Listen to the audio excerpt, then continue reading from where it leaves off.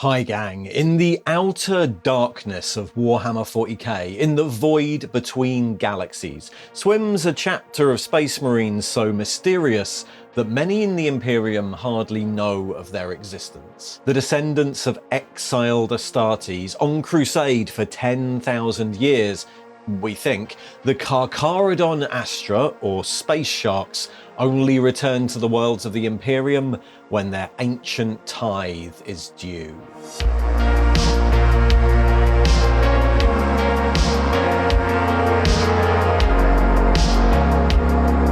The Carcharodon Astra are a mystery even to the empire they protect. Exiled to the galactic rim in the very earliest days of the Imperium, their vast and ancient fleet swims the eternal void at the edges of the galaxy, pledged by ancient pact to keep mankind safe from the terrors that lurk in the void between stars. Their strike forces are spread thin in the darkness, fighting for millennia against unknown enemies and carefully conserving their resources. Few in the civilized worlds of the Imperium are even aware of their efforts, only witnessing their bloody savagery when unknown grey-clad Marines arrive from the darkness to rescue them from Xenos or heretic attack. The Astartes of the chapter emerging from the mists or descending unheralded via drop pod assault, tearing the heart from the enemy in complete silence. And it's unlikely that the survivors of such heroic actions will ever be able to make a report back to the Imperium because the Carcharodons demand payment in the flesh of the survivors, spiriting away whole planetary populations to fuel their endless crusade across the outer dark. The official origins of the Carcharodons are, as you might expect, lost to much of Imperial record keeping, a vague presence that has only rarely been sighted within the bounds of the Imperium, and when that happens, frequently following their own objectives entirely. The chapter has almost no official existence in the open military record, and no officially recognised battle honours. However, the Mythos Angelica Mortis, a text compiled from many disparate sources in late M36, contains fragments of an earlier text that may come close to the truth, speaking of a chapter it calls the Carcharodon Astra, being dispatched into the outer darkness upon an endless voyage to ravage the foes of mankind and to set about the traitor, the alien, and the renegade without mercy and harrow them in their places of strength. And it's this quote that bears a striking similarity to a much older record related to the Raven Guard Legion of the Great Crusade and the rediscovery of their Primarch, Corax. In the days of unification, before the Great Crusade was launched, the earliest members of the 20 Space Marine legions were recruited from the population of ancient Terra. Some of these early legions would carve a reputation for themselves as dogged professional soldiers, some as glorious heroes who served as an aspirational symbol of the Imperium, but a good few of the early legions were designed as something a bit less refined.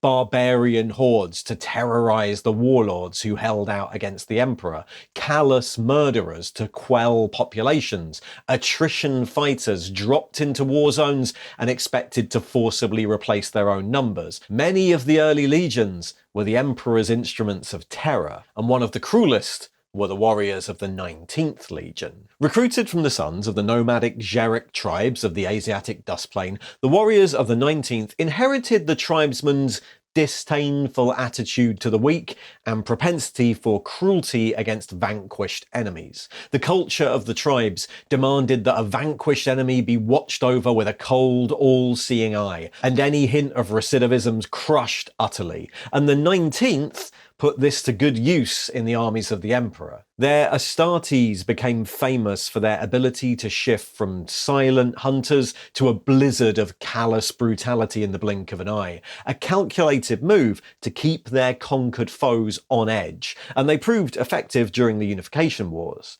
Many of the warlords of ancient Terra holding out against the armies of Unity would find their officer tier suddenly assassinated by unseen bolts, their troopers kept confused and disorganized, until a strike force of the 19th would descend as if from nowhere to rip the heart out of their army. And afterwards, the blank-eyed veterans of the 19th would march the survivors deep into the Dust Bowl to be watched over in brutal concentration camps and harvested for new recruits. When the Crusade came, the legions left Terra, and alongside those glorious examples of imperial martial strength, the 19th also took their methods across the galaxy, often fighting as auxiliaries alongside the lunar wolves of Horus Lupercal. Enemies of the lunar wolves, retreating before their massed advance, would find their supply lines cut, their routes of retreat blocked, and ambushes laid for them by the black-eyed, silent Astartes of the 19th,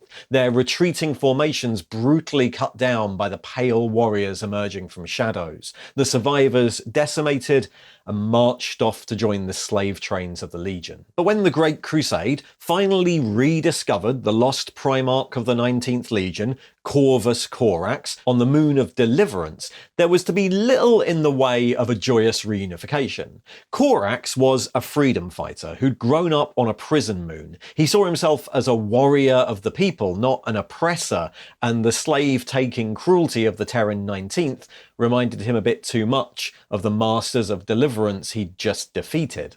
As the 19th Legion grew with new recruits from Deliverance and from its parent planet, Kievar, the old Terran legionnaires were sidelined, their tactics considered distasteful by their Primarch, their warriors used as frontal assault troops until their numbers dwindled, such as in the tragic Battle of Gate 42, where thousands of Terran-born Raven Guard died fighting alongside the Iron Warriors. Eventually, despairing at what to do with the old Terran 19th and unwilling to incorporate their tactics into his forces, the remaining Terran legionnaires were all but exiled. The Pale Nomads, those grey-armoured legionnaires of the Dustfields, and their Shade Captains and Shade Lords, including the original Legion Master, Arcus Phal, were reorganised into a number of nomad predation fleets, a self-sufficient pattern of long-range expeditionary fleet, and then dispatched by their Primarch to the far galactic north with orders to patrol the Outer Rim and the void between galaxies, keeping watch for threats to the Imperium until otherwise ordered. And those orders never came. The Terran 19th faded into memory, never recalled, even during the darkest days of the Horus heresy that followed, forgotten by their Primarch and forgotten by the Imperium. There are, of course, no official records that link these lost Terran legionnaires to the later Carcharodon Astra. In fact, the Carcharodons chapter has few records of its own past, and what remains is heavily mythologized. But the organisation of the current chapter and its unique traditions do point to numerous links between them and the ancient dust-clad of Terra. The Carcharodons are a fleet-based chapter, operating for millennia on the ancient and rare nomad predation pattern. This organisation is designed for primarily Space Marine battle groups that are forced to operate for long periods of time away from any support network, entirely self-contained. Nomad predation fleets voyage without end, pausing only to attack targets within their means to destroy without threatening their own viability as a fighting force, which allows them to acquire the resources needed to sustain themselves while avoiding or merely raiding those enemies too powerful to attack in force. The fleet of the Carcharodons chapter is, as you might expect, extensive and shows signs of being the product of millennia of capture and refit. Their flagship, the Nikor, is a vast vessel that seems to be based around an ancient Charybdis-class Grand Cruiser, one of the very few remaining since the days of the Crusade, heavily modified with additional teleportation banks and void shields. Its attendant fleet is eclectic and sprawling, with numerous vessels showing signs of being salvaged, extensively repaired, or just ancient in provenance. However, that fleet rarely acts as one. The Carcharodons' area of patrol is unimaginably vast. The depths of the void between galaxies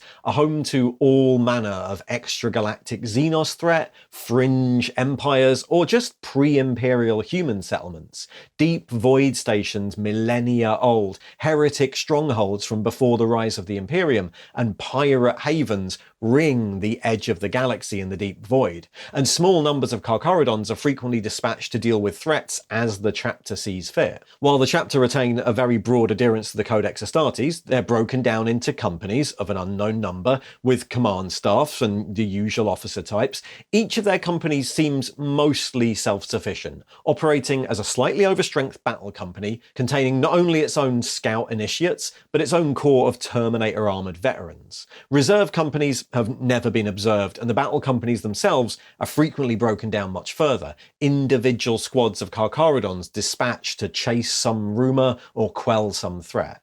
Their company markings and rank structure also deviate significantly from the Codex standard. The armour of the Carcharodons is ash grey, covered in a bewildering series of markings that are impenetrable to outsiders, abstract swirls and symbols of fanged maws and oceanic predators being common expressions of the chapter's insular culture.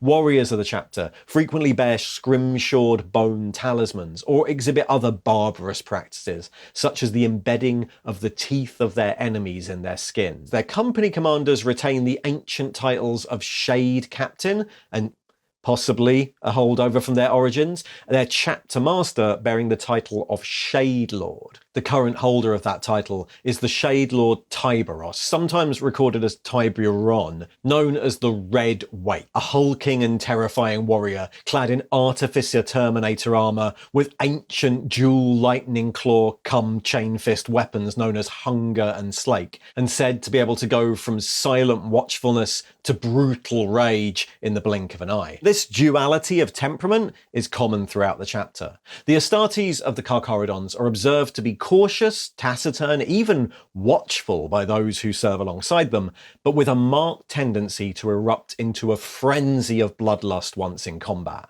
The chapter exhibits a strong preference for close quarters engagement, their marines frequently equipped with an array of bayonets, blades, and chain attachments. This overwhelming aggression is tightly channeled. The chapter's forces often adopt rapid strike tactics, seeking to approach the enemy either with extreme speed or by stealth, getting as close as possible before striking with the element of surprise. What follows is an almost animalistic eruption of carnage before the strike force disappears back into the void, possibly to return and attack again, slowly bleeding the foe dry, a doctrine that suits their often limited resources. The chapter also displays an almost complete disregard for collateral damage once committed. Though the chapter are known to pick their targets carefully, once engaged, civilian casualties seem almost irrelevant to them. That this fury and rage is balanced by an eerie stillness is obvious to those who have served alongside them.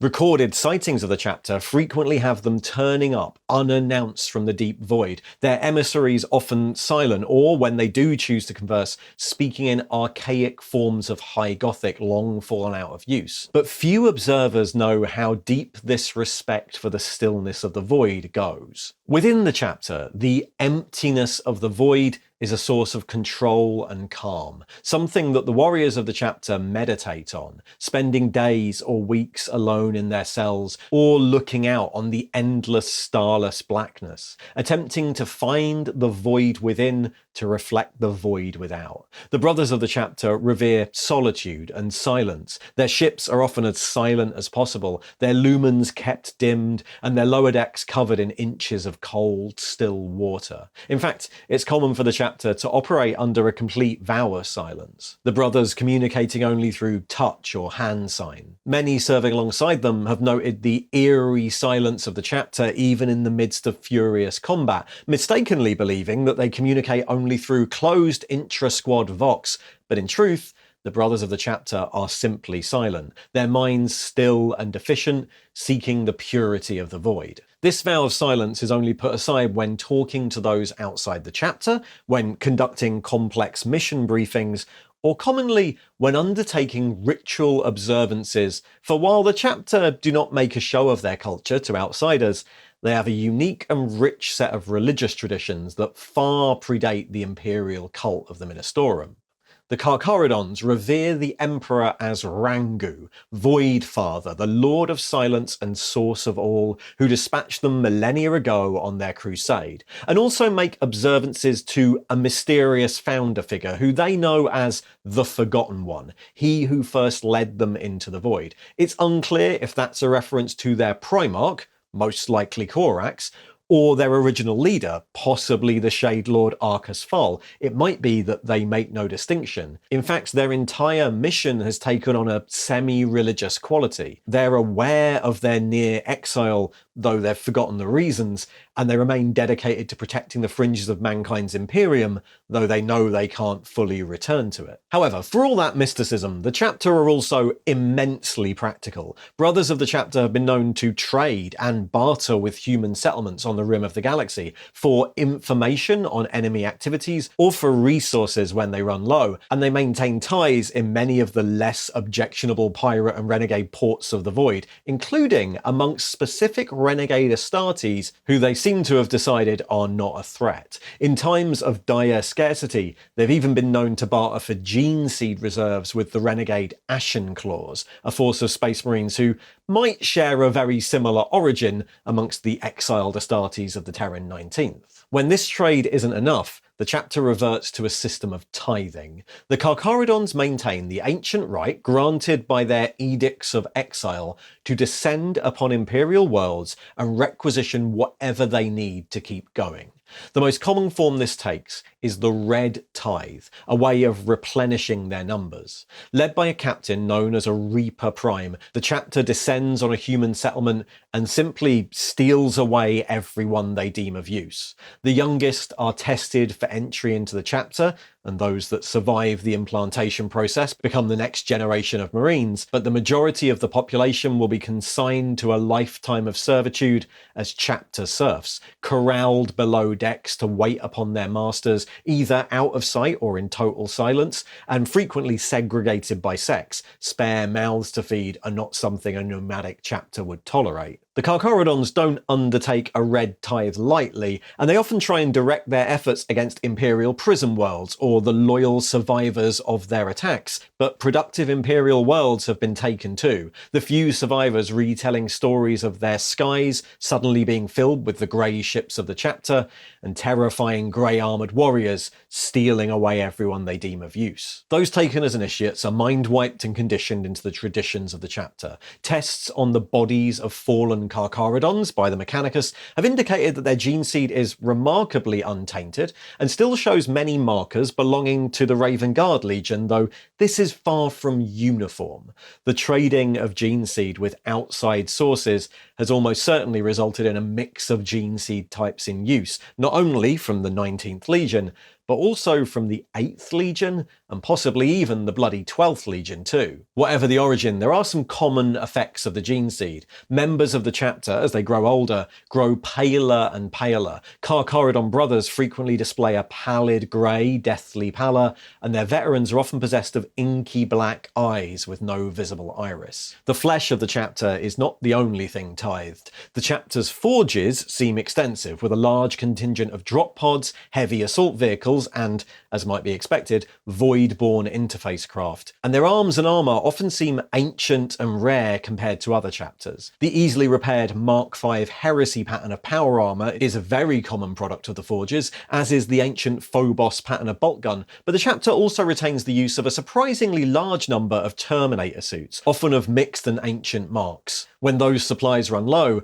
the chapter conducts the Grey Tithe, led by a captain who holds the rank of Harvester Prime, where the lost Archaeotech the chapter recover from the Rim is traded for new supplies of war material with the Adeptus Mechanicus. All of this has resulted in the chapter partly being seen as a reliable ally and partly a long-forgotten myth. The exploits of the Carcharodons over the years since their mysterious founding are not recorded as the actions of a military force, but must be pieced together from scattered reports and survivor testimony. And as such, the chapter's been confused with many others over the years, especially ones like the Void Reapers and Blood Sharks, who have similar iconography. iconography. The Canticle of Cassandra Lev is a mythologized account of the events of the Seventh Black Crusade in M37 that describes the arrival of a grey-clad chapter of unknown origin who came from the outer dark and whose gaze did mirror the void of oblivion. The unknown chapter harried and pursued the forces of Abaddon the Despoiler, falling on them with great fury and in the process rescuing the Blood Angels chapter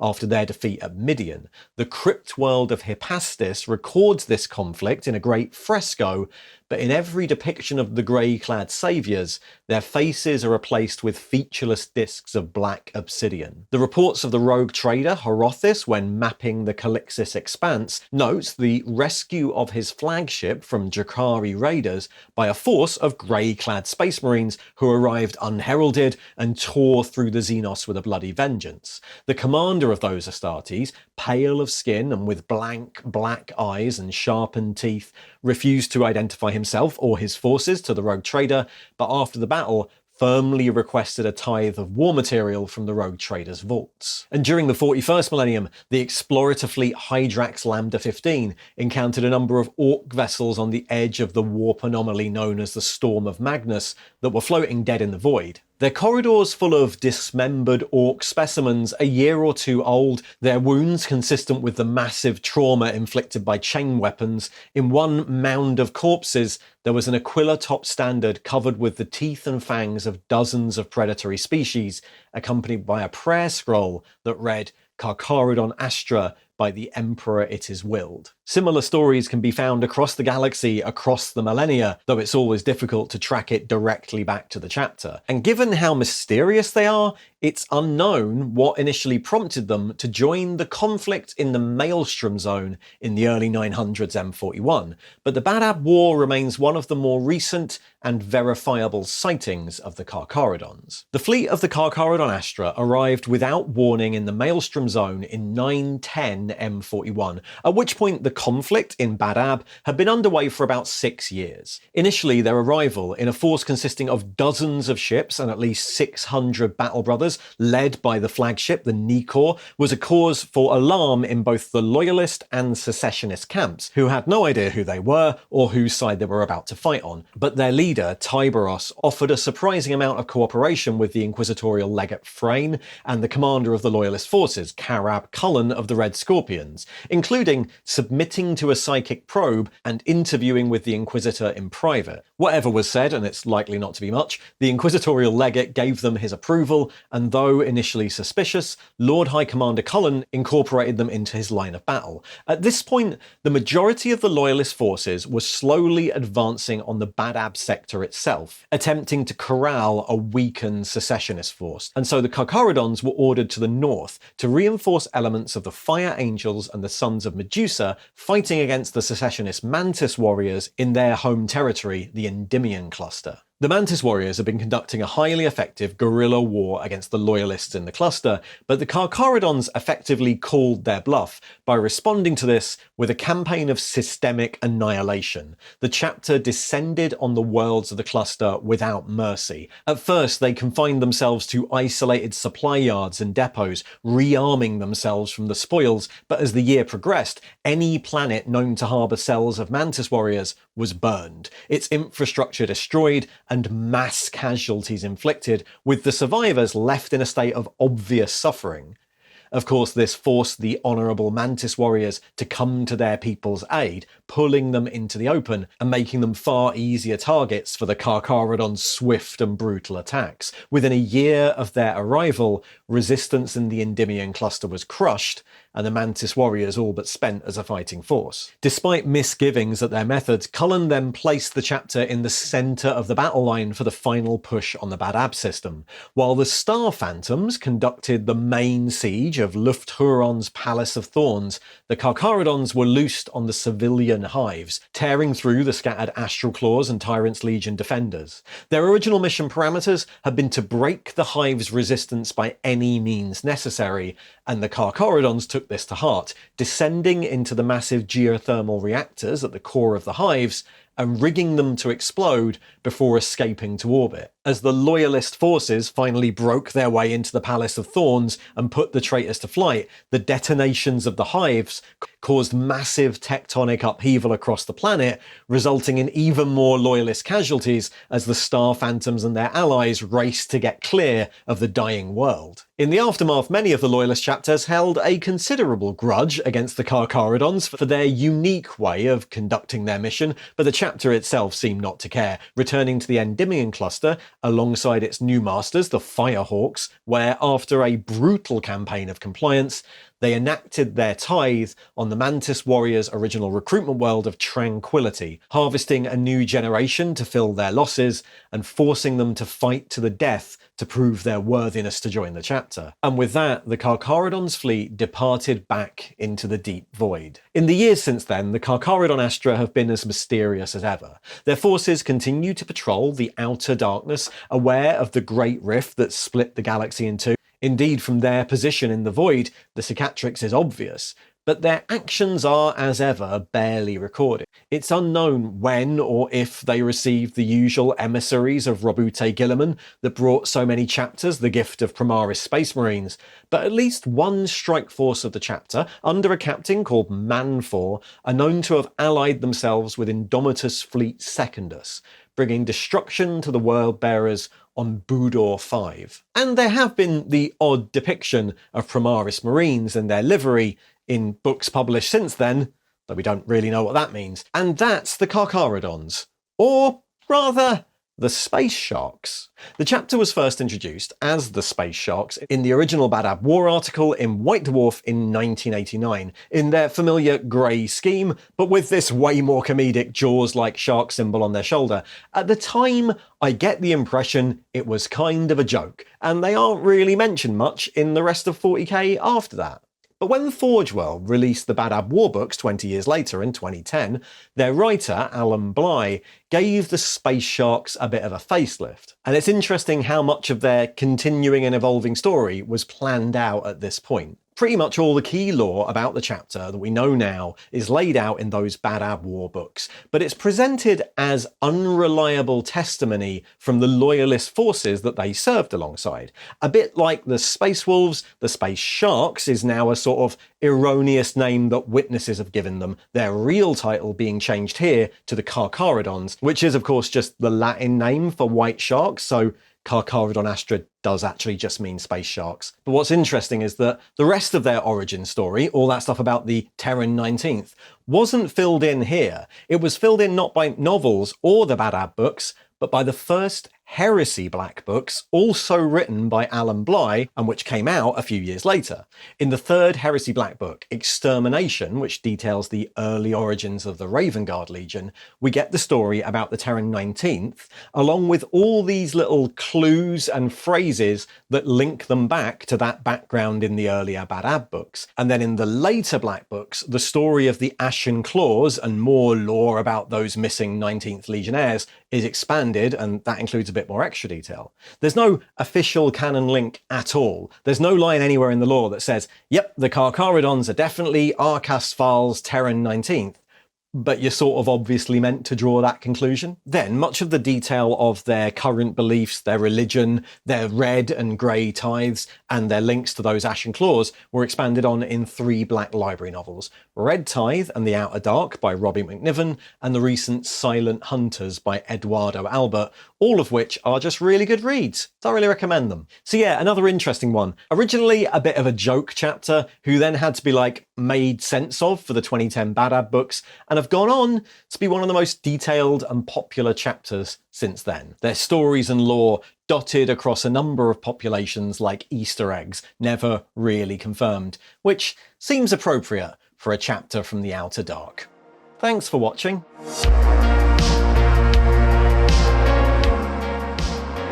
And if you'd like to hear more about the chapters of the Badab War, or just 40k lore in general, there should be a little box popping up there to the right, and if you'd like to support the channel, there are links to the Patreon and the YouTube membership scheme in the thing below. See ya!